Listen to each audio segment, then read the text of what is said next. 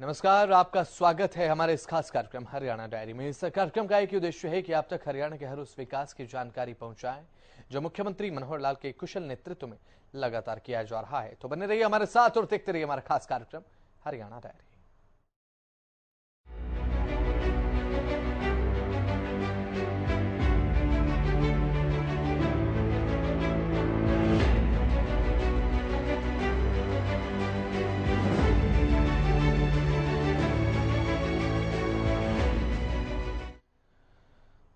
हरियाणा के मुख्यमंत्री मनोहर लाल प्रदेश की कमान को संभालते हुए प्रदेश को विकास के मार्ग पर आगे बढ़ा रहे हैं।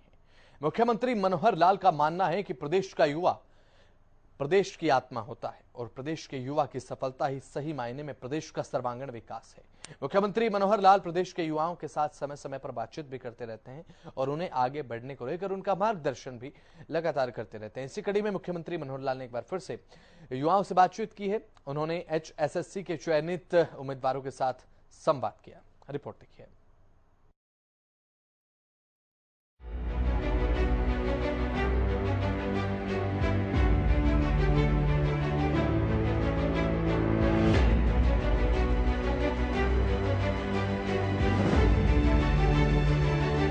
हरियाणा के सीएम मनोहर लाल प्रदेश के सीएम के रूप में प्रदेश की कमान को संभाले हुए हैं और विकास के पथ पर सबको साथ लेकर चल रहे हैं।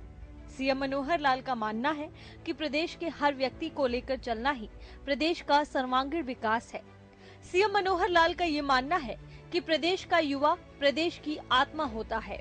आज के समय में अगर प्रदेश का युवा कामयाब होगा तो प्रदेश का भी दोगुनी रफ्तार से विकास होगा। सीएम प्रदेश के युवाओं के साथ समय समय पर भी बात करते हैं और उन्हें आगे बढ़ने को लेकर उनका मार्गदर्शन भी करते हैं।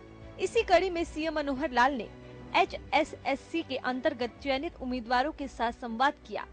सीएम ने इस दौरान कहा कि जिन युवाओं का चयन हुआ है उनके चयन से मैं बहुत खुश हूँ। सीएम ने कहा कि पहले की सरकारों में नौकरियां बिकती थी जिससे मन में पीड़ा होती थी, लेकिन 2014 में हमारी सरकार आने के बाद हमने मिशन मेरिट शुरू किया जिसमें युवाओं को मेरिट के आधार पर और योग्यता के आधार पर नौकरियां मिल रही हैं। सीएम ने कहा कि पिछले 9.5 सालों में 1,20,000 युवाओं को हमने बिना पर्ची और बिना खर्ची के नौकरी देने का काम किया है। मेरे युवा मित्रों, आपकी ज्वाइनिंग के समय आज मैं इतना भावुक हूं, इतना खुशी से मेरा मन गदगद है कि मैं आपको जरूर इसकी कहानी सुनाना चाहता हूं थोड़ी। जब हम सत्ता में नहीं आए थे उससे पहले अपनी युवावस्था से लेकर के और लगातार संघर्ष करते हुए इस प्रदेश की बड़ी कहानियां हमने खास करके सरकारी नौकरी के बारे में सुनी थी। उस समय सरकारी नौकरियों का हाल क्या होता था कि कभी किसी व्यक्ति को पढ़ाई करने के बाद, अच्छी मेरिट में आने के बाद नौकरी की उम्मीद नहीं होती थी, बल्कि नौकरी लगने का जो एक पैमाना था, जो एक मापदंड था कि आपकी कोई सिफारिश है, आपका कोई राजनीतिक आका है, या जो उस समय के सरकार के दलाल होते थे वो सौदेबाजी करते थे, आपसे पैसों की मांग की जाती थी, आप दे सकने में सक्षम थे या नहीं थे, अपने माता पिता को परेशान करते थे। नौकरी के लालच में पिताजी को या तो अपनी जमीन बेचनी पड़ती थी या माताजी के टूम और गहने बेचने पड़ते थे, या कभी जमीन आदि कोई हो तो उसको गिरवी रखना पड़ता था, कर्ज लेना पड़ता था, तब जाकर के उम्मीद बनती थी कि शायद हमको नौकरी मिल जाए। इन्हीं नौकरियां बिकने का काम, ऐसा कहा जाता था कि नौकरियां बिकती हैं। इसका अनुभव बहुत लोग अपने अपने जबानी से हमको सब सुनाते थे। मन में एक पीड़ा थी कि क्या कभी ये ठीक होगा। मैं हरियाणा के मतदाताओं का, अपनी पार्टी का धन्यवाद करता हूं कि उन्होंने मुझ जैसे व्यक्ति को ये दायित्व सौंपा कि इन व्यवस्थाओं को ठीक करना है तो आप जाकर के स्टार्ट करिए। 2014 में हमको अवसर मिला।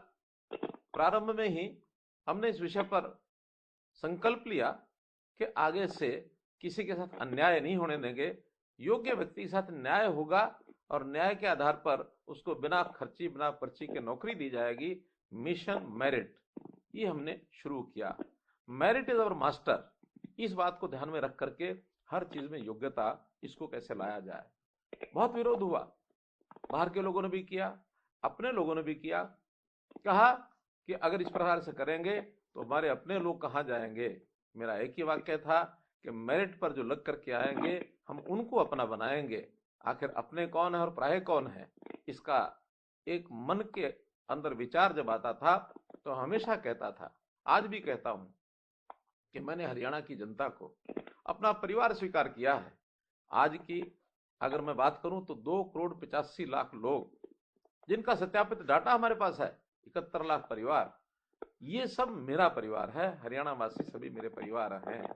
हरियाणा एक, हरियाणवी एक, इस बात का नारा देकर के और हमने चुनाव लड़ा, सफलता पाई, दूसरी बार सफलता पाई। और जो संकल्प लिया था, जिस काम को शुरू किया था, उस समय विश्वास कराने के लायक केवल मेरा संकल्प ही था मेरे साथ कि आप विश्वास करें ना करें, मेरा संकल्प है, मैं आपको विश्वास दिलाता हूं। लेकिन आज जब विश्वास की बात होती है तो प्रत्यक्ष इन 9 साढ़े 9 सालों में 1,20,000 युवाओं को जो हमने नौकरी दिलाई है, इस आधार पर कि बिना किसी खर्ची के, बिना किसी पर्ची के, ये सब उदाहरण हैं कि जिसके कारण से आज सब लोग जो उस समय विरोध करते थे, आज वो कूदते फिर रहे हैं, आज वो गदगद हैं कि हाँ ये काम हो सकता है, ये काम हुआ है और इसकी सबको खुशी है। पहले किसी एक व्यक्ति को नौकरी मिलती थी, जिनको नहीं मिलती थी सब परेशान होते थे, नाराज होते थे, सब जो है एक प्रकार से यानी सरकारी सिस्टम के प्रति आलोचना करते थे। लेकिन आज नौकरी मिलती है उसको तो संतुष्टि है ही, जिसको नौकरी नहीं मिलती है उसको भी कोई मन में परेशानी नहीं है। हर कोई सोचता है कि जिसको नौकरी मिली है भाई वो बहुत होशियार था, हमारे से पढ़ाई में आगे था, और उसको प्रेरणा मिलती है कि मुझे भी मेहनत करके नौकरी मिल सकती है। पहले जब नौकरियां मिलती थी तो चर्चा क्या होती थी कि अमुक नेता के बेटे का, अमुक अधिकारी के रिश्तेदार का, इनको नौकरियां मिली हैं, ये खबरें छपती थी। लेकिन आज खबरें क्या छपती हैं? आज छपती हैं कि अमुक गरीब व्यक्ति का, अमुक रिक्शा चलाने वाले का, अमुक गरीब किसान का बेटा, उसकी नौकरी लग गई है, वो ग्रुप सी में लग गया है, ग्रुप बी में लग गया है, ग्रुप ए में लग गया है, HCS लग गया है। किसी भी लेवल की नौकरी किसी प्रकार की पढ़ाई करने वाले व्यक्ति को मेहनत करने के बाद मिल सकती है। ये आज हरियाणा के युवा का विश्वास बना है। न केवल हरियाणा, देश भर में अन्य प्रांतों में भी ये चर्चा चली है कि जिस हरियाणा में ये कभी कल्पना नहीं की जा सकती थी कि ईमानदारी से नौकरियां मिलेंगी, आज सब लोग दांतों तले उंगली दबाते हैं कि अच्छा हरियाणा में ऐसा हो गया। हम कहते हैं हाँ ऐसा हुआ। अब बहुत लोग कहते हैं कि आप इन बातों को करके बहुत प्रचार नहीं करते हैं।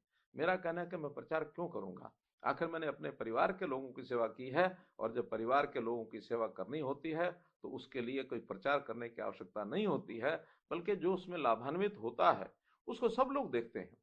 आज जब ये नौकरियां मिलती हैं तो मेरे कान पर बात पड़ती है, एक एक गांव जिसमें दर्जनों दर्जनों नौकरियां लगी हैं।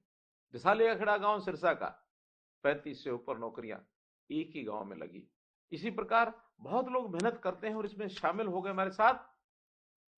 एक युवा यानी चंदड़ कला का संजीव, जो स्वयं शिफ्ट अटेंडेंट है, नौकरी करता है, लेकिन उसने अपने साथियों को, अपने आसपास के लोगों को उसने ट्यूशन पढ़ाई, उसने उनकी ट्यूशन नहीं पढ़ाई होगी तो उनकी मदद की, और उनको अतिरिक्त समय में मदद करने के बाद जो उनके साथ जुड़े लोग थे उसके अंदर ऐसा बताया जा रहा है कि 16 बच्चे जो है नौकरी लग गए। कितनी प्रसन्नता हुई होगी संजीव को। इस प्रकार के काम करने वाले केवल एक नाम लिया है, ऐसे बहुत लोग होंगे जिन्होंने एक दूसरे की सहायता करके और लोगों को आगे बढ़ाया है।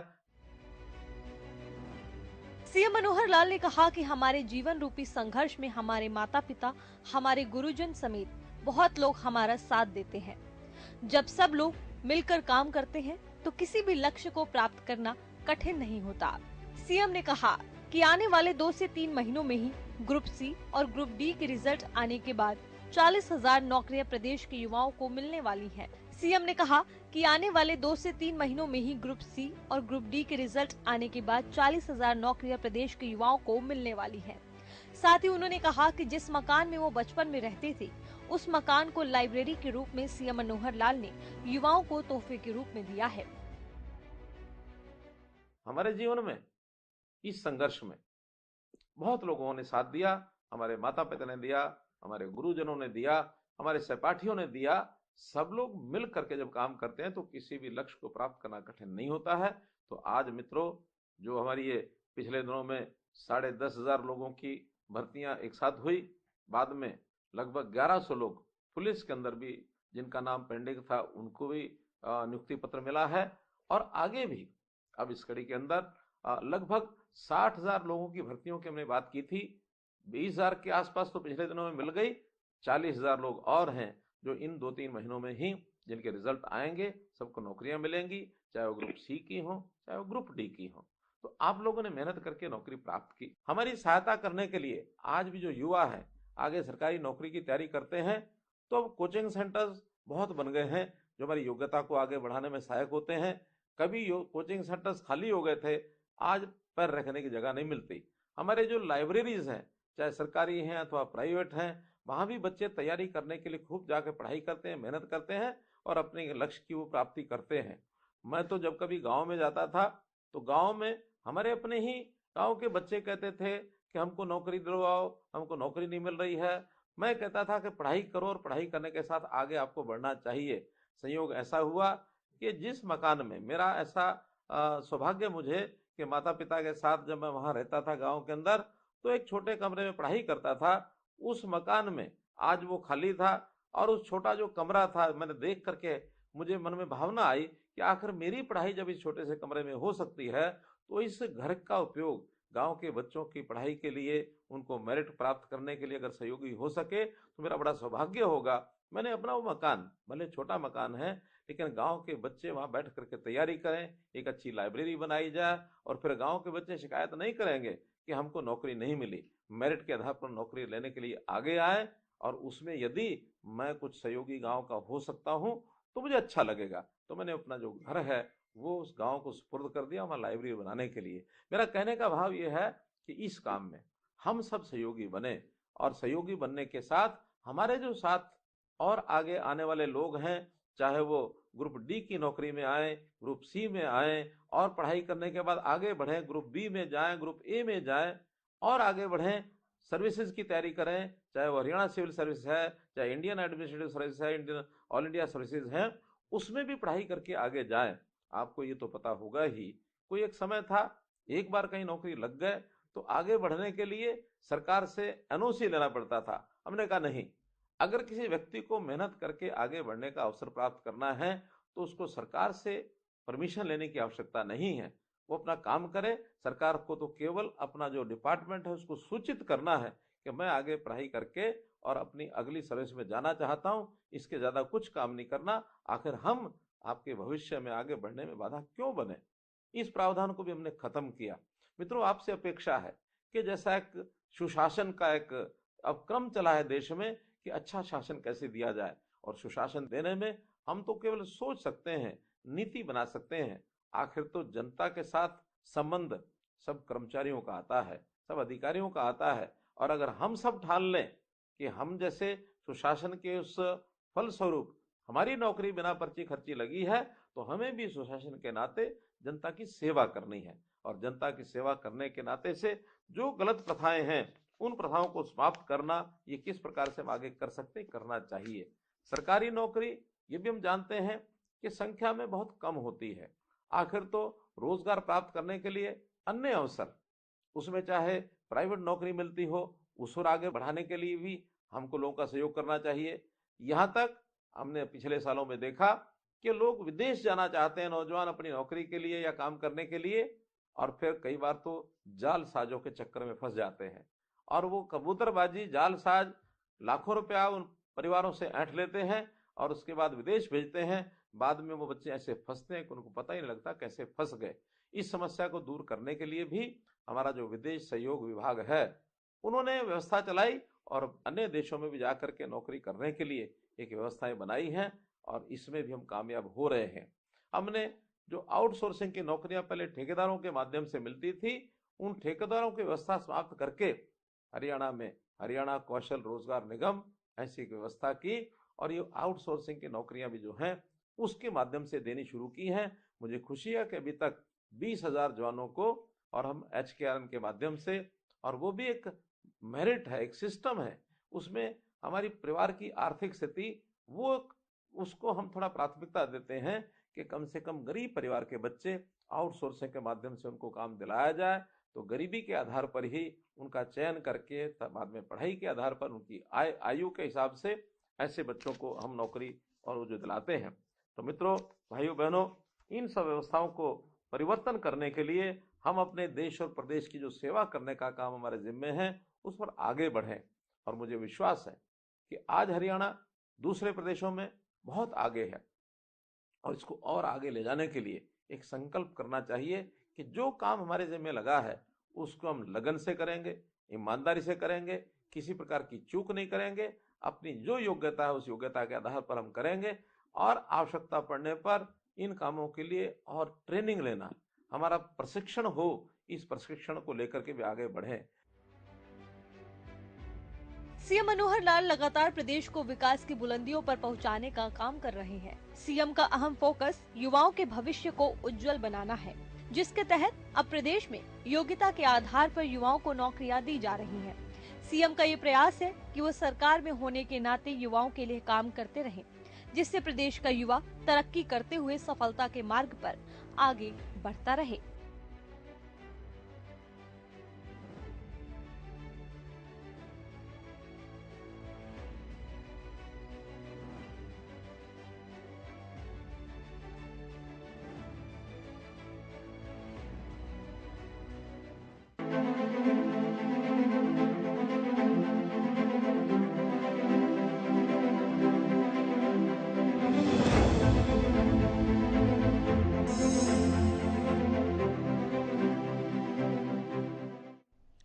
हरियाणा सरकार युवाओं को वन मित्र योजना के जरिए रोजगार देने जा रही है। मुख्यमंत्री मनोहर लाल ने इस योजना का चंडीगढ़ में शुभारंभ किया। उन्होंने कहा कि 1 लाख रुपए से कम आय वाले युवा इस योजना से लाभान्वित होंगे और इस योजना के जरिए युवाओं को पेड़ लगाने के लिए भुगतान किया जाएगा। इसके अलावा भी कई अहम बातें मुख्यमंत्री मनोहर लाल ने पत्रकारों से मुखातिब होते हुए की है। रिपोर्ट आप देखिए।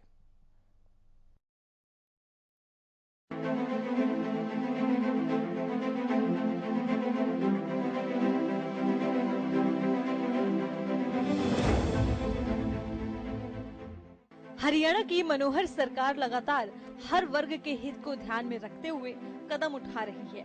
साथ ही योजनाओं का लाभ हर पात्र व्यक्ति तक पहुंचे, इसके लिए योजनाओं का डिजिटलीकरण कर ऑनलाइन ट्रैक भी रखा जा रहा है। ऐसे में मुख्यमंत्री मनोहर लाल एक बार फिर पत्रकारों से रूबरू हुए और हरियाणा नगर शहरी निर्मित सुधार योजना का पोर्टल लॉन्च किया। मुख्यमंत्री मनोहर लाल ने लेबर के रेट बढ़ाने का भी ऐलान किया। उन्होंने पंचायत कार्यों के लेबर रेट में बढ़ोतरी की घोषणा करते हुए कहा कि अब ग्राम पंचायत को परेशानी नहीं आएगी। कल हरियाणा में 3 जगह पर शिलान्यास और उद्घाटन के कार्यक्रम शुरू होंगे। सीएम ने बताया कि रेवाड़ी में एम्स का प्रधानमंत्री नरेंद्र मोदी शिलान्यास करेंगे। इसके अलावा हरियाणा सरकार युवाओं को वन मित्र योजना के जरिए रोजगार देने जा रही है। मुख्यमंत्री मनोहर लाल ने इस योजना का चंडीगढ़ में शुभारंभ किया। उन्होंने कहा कि 1 लाख रुपए से कम आय वाले युवा इस योजना से लाभान्वित होंगे। इस योजना के जरिए युवाओं को पेड़ लगाने के लिए भुगतान किया जाएगा। सीएम ने बताया कि योजना के तहत 20 रुपए गड्ढा खोदने के लिए दिए जाएंगे। इसके बाद 30 रुपए पेड़ लगाने के लिए युवाओं को सरकार देगी। फिर हर महीना 10 रुपए प्रति पेड़ सरकार की ओर से युवाओं को दिए जाएंगे। अगले साल 8 रुपए प्रति महीना प्रति पेड़ मिलेंगे। तीसरे साल 5 रुपए और चौथे साल 3 रुपए प्रति महीना प्रति पेड़ दिया जाएगा। सीएम ने बताया कि वन मित्र योजना का पोर्टल बिल लॉन्च किया है। ये योजना मिशन 60,000 का ही भाग है। पहले साल में 60,000 युवा पेड़ लगाकर उसकी देखभाल करने का लक्ष्य सरकार ने तय किया है। प्रत्येक युवा के लिए 1000 पेड़ लगाने का लक्ष्य तय किया गया है। 10 वर्षों तक देखभाल के लिए युवाओं से एफिडेविट लिया जाएगा। एग्रीमेंट के 4 साल बाद पेड़ सरकार लेगी। पेड़ को 14 साल तक नहीं काटने का एग्रीमेंट होगा। हमें तो ये भी मिशन 60,000 का ही एक भाग है और इस मिशन 60,000 में एक योजना ऐसी बनाई गई है कि हमारे यहाँ फॉरेस्ट डिपार्टमेंट में ये तो क्लेम होता ही है कि हर वर्ष हम पौधे लगाते हैं और पौधे लगाने के बाद वर्षा के समय वो लगाए जाते हैं, लेकिन बाद में जब उनका सर्वाइवल रेट देखा जाता है तो सर्वाइवल रेट बहुत कम मिलता है। इसको ध्यान में रखते हुए ये योजना बनाई गई कि पहले साल में हम 7,500 युवाओं को एक ऐसा काम दें ताकि वो पेड़ लगाएं और पेड़ लगाने के बाद 4 वर्ष तक उन पेड़ों की देखभाल करें, उसमें सिंचाई करें। हमारे फॉरेस्ट मिनिस्टर भी आज साथ हैं, तो इन्होंने पूरा मेहनत करके योजना बनाई है और मुझे लगता है कि इस योजना में सफलता हमको मिलेगी। और 7,500 लोगों को पहले साल, अगले साल में आवश्यकता पड़ने पर और भी इसमें जोड़े जा सकते हैं। और प्रारंभ में 10,000 रुपये की इनकम उनको हो जाए, उसके बाद फिर हर वर्ष वो बढ़ती चली जाएगी। तो सबसे पहले तो इसके अंदर हमने तय किया है कि जो 1,80,000 रुपये से नीचे की इनकम के लोग हैं, इनमें से युवाओं को छांटा जाएगा। आज जो पोर्टल हम लॉन्च कर रहे हैं, इसमें अपना रजिस्ट्रेशन करेंगे और योजना का स्वरूप ऐसा है कि जिस एरिया में, गांव में, शहर में वो करना चाहता है, तो जहां कहीं उनको लगता है प्राइवेट जगह हो या कोई पब्लिक प्लेस हो, फॉरेस्ट की लैंड नहीं होनी चाहिए, क्योंकि फॉरेस्ट लैंड पर तो फॉरेस्ट के लोग ही करेंगे। फॉरेस्ट लैंड को छोड़कर बाकी एरिया में वो कहीं भी पेड़ को लगा सकता है। पेड़ को लगाते समय उसको जिस समय लगाने से पहले जब खड्डा खोदेगा और खड्डे का एक जीपीएस के माध्यम से उसकी मॉनिटरिंग हो जाएगी, तो जितने खड्डे खुदाई करेंगे 20 रुपया उस खड्डे की खुदाई का मिलेगा। इसके बाद जिस दिन वो पेड़ लगा देगा, नर्सरी से उनको पेड़ मिलेंगे और कोशिश ये रहेगी कि 2.5-3 फुट से बड़ा पेड़ उनको मिले, ताकि वो बाद में लगने के बाद 3-4 वर्ष में बड़ा स्वरूप कर लेगा। छोटी नर्सरी उनको नहीं देंगे, तो 3-3.5 फीट का, 2-2.5 फीट का, 3 फुट का पेड़, यानी बड़ा पेड़ उनको मिलेगा। और जिस दिन वो पेड़ लगाएगा 30 रुपया उस दिन उसको मिलेगा। तो शुरू में पहले ही महीने में 50 रुपया महीना उसको मिल सकता है। और उसके बाद साल भर के लिए 10 रुपया महीना हर पेड़ का। अगर 1,000 पेड़ लगा दिए हैं तो शुरू में 50,000 रुपया मिल जाएगा। खाद जो कुछ डालना उसको प्रबंध करेगा और उसका हर महीने जीपीएस सिस्टम में उसको मॉनिटर किया जाएगा कि हाँ, ये पेड़ जो उसने लगाया था वो वही पेड़ आगे बढ़ रहा है। और उसी पेड़ का अगले वर्ष में उसको 8 रुपया मिलेगा, लेकिन अगले वर्ष में नए पेड़ भी वो लगाना चाहेगा तो एक 10% पेड़ पने बढ़ा सकता है। यानी 1,000 पहले लगाए हैं तो 100 पेड़, इसको अगर ज़्यादा लगाना कोई चाहेगा तो 200 पेड़ भी कर सकते हैं, ताकि उसको पिछले भी 8,000 रुपये मिल जाए और ये नए पेड़ के भी अगर 200 हैं तो 50 रुपये का लगाते समय और बाद में 10 रुपया यानी 2,000 रुपया ये, ताकि किसी भी कारण से उसकी कीमत लमसम भी अच्छी मिले और बाद में 10,000 रुपये सुनिश्चित हो जाए। अभी 1,000 पेड़ की अपर लिमिट रखी है।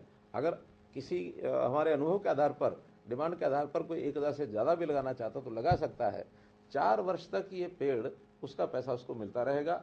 एक बार लगाना है, पहले साल 10 रुपया, दूसरे साल 8 रुपया, तीसरे साल 5 रुपया, चौथे साल 3 रुपया। तो इसे 4 साल के बाद वो जो भी ज़मीन का मालिक होगा, अगर वो खुद मालिक है तो अपने पास रखेगा, और जो खुद मालिक नहीं है, किसी और की जगह पर लगाया है, किसी के घर में लगाया हो या शमशान में लगाया हो या पार्क में लगाया हो, तो जो उस मैनेजमेंट देखने वाला जो उस एरिया का है, उनको फिर वो हैंड ओवर कर देगा विद एन एफिडेविट।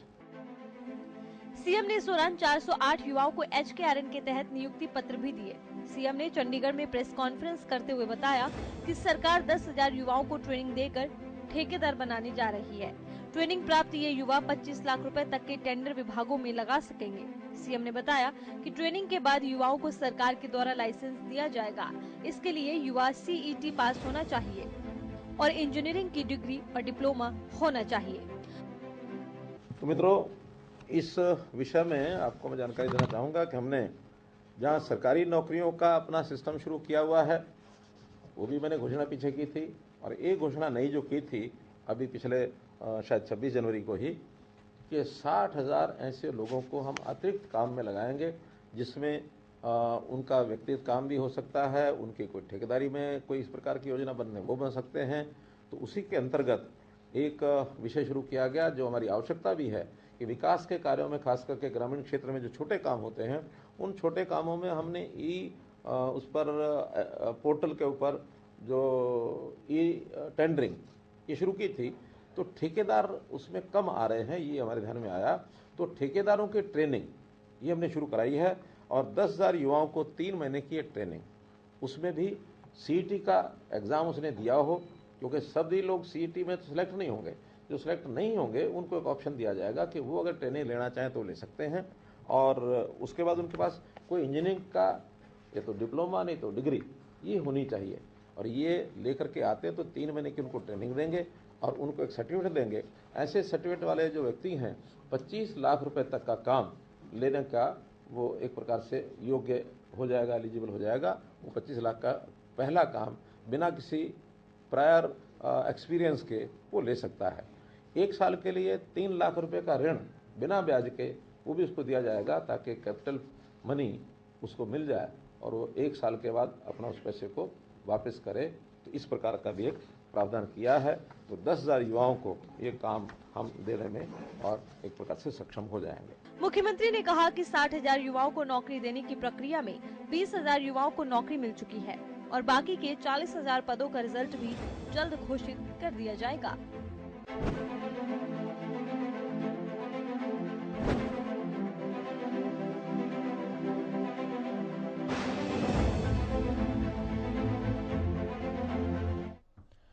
तो मुख्यमंत्री मनोहर लाल के कुशल नेतृत्व में हरियाणा प्रदेश लगातार विकास की तरफ अग्रसर है। ऐसे में हरियाणा का हर वर्ग सरकार के कार्यों से काफी संतुष्ट और खुश नजर आ रहा है, क्योंकि हरियाणा सरकार का एक ही मकसद है कि प्रदेश के अंतिम छोर पर खड़े अंतिम व्यक्ति तक का विकास किया जा सके। फिलहाल हमारे खास कार्यक्रम हरियाणा डायरी में आज के लिए इतना ही। आप देखते रहें हरियाणा न्यूज। नमस्कार।